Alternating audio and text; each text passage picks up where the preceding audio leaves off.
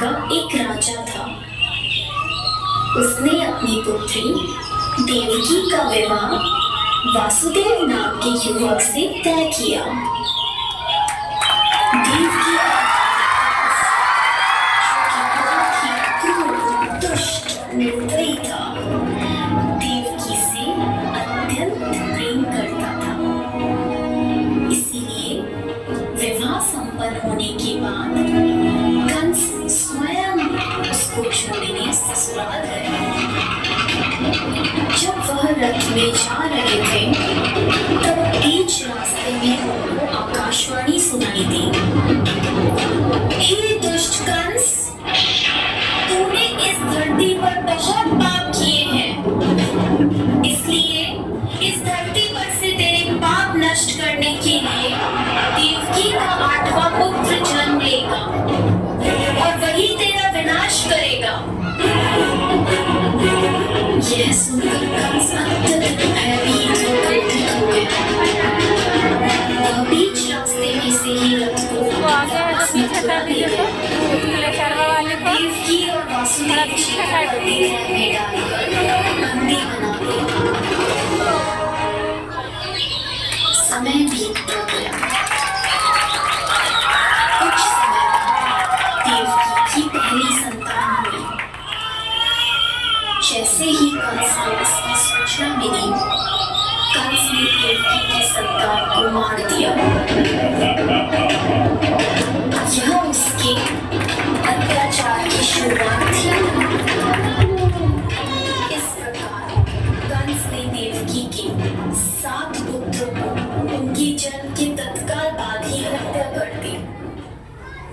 इससे वासुदेव और देवकी अत्यधिक दुखी थे। पर अंततः इस अंधकार के छाने का समय आ गया, जब भगवान ने धरती पर मानव रूप धारण करते हुए जन्म लिया। उस दिन का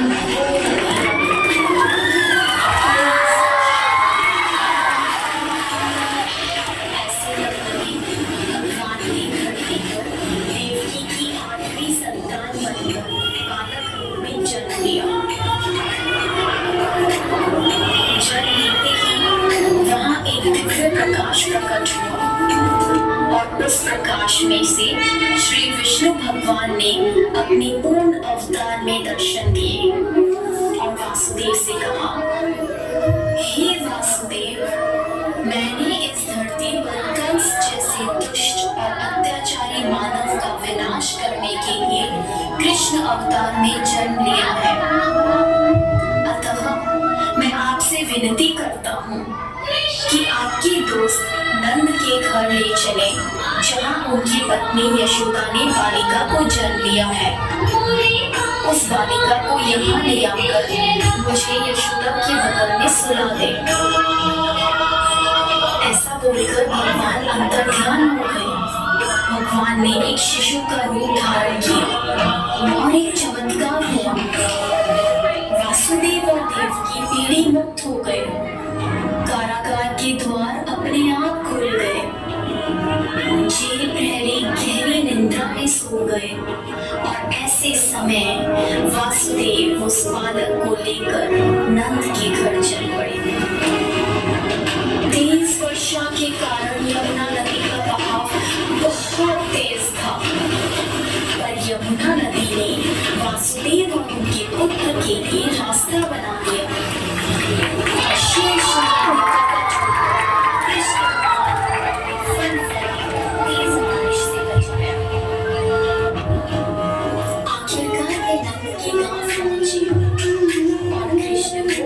यशोदा की बगल में लिटाकर उनकी पुत्री को वापस बंदीगृह ले आए।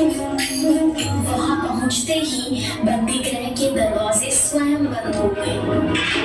सारे जेल प्रहरी उस पुत्री के रोने की आवाज जान गए और कंस को सूचित किया। जब कंस को सूचना मिली कि वासुदेव जी की 8वीं संतान पुत्री हुई है, तो कंस उस पुत्री को मारने लगा। अचानक उसमें से एक दिव्य ज्योति के साथ शक्ति प्रकट हुई और उन्होंने कहा, हे मूर्ख कंस, निर्दोष हत्या करने से तुम्हें कोई लाभ नहीं होगा। तुझे मारने वाला इस धरती पर जन्म ले चुका है। तेरा वध करने के लिए देवकी के 8वें पुत्र ने इस धरती पर जन्म ले लिया है और वही तेरा विनाश करेगा। ऐसा कहकर वह दिव्य शक्ति लुप्त हो गई। जब कृष्ण भगवान बड़े हुए तब उन्होंने कंस का वध किया और इस प्रकार कृष्ण भगवान ने धरती पर अत्याचार व बुराई का अंत किया। इसीलिए हमेशा प्रत्येक भाद्रपद की कृष्ण पक्ष की अष्टमी को जन्माष्टमी के रूप में श्री कृष्ण का जन्म दिवस मनाते हैं। जय श्री कृष्ण।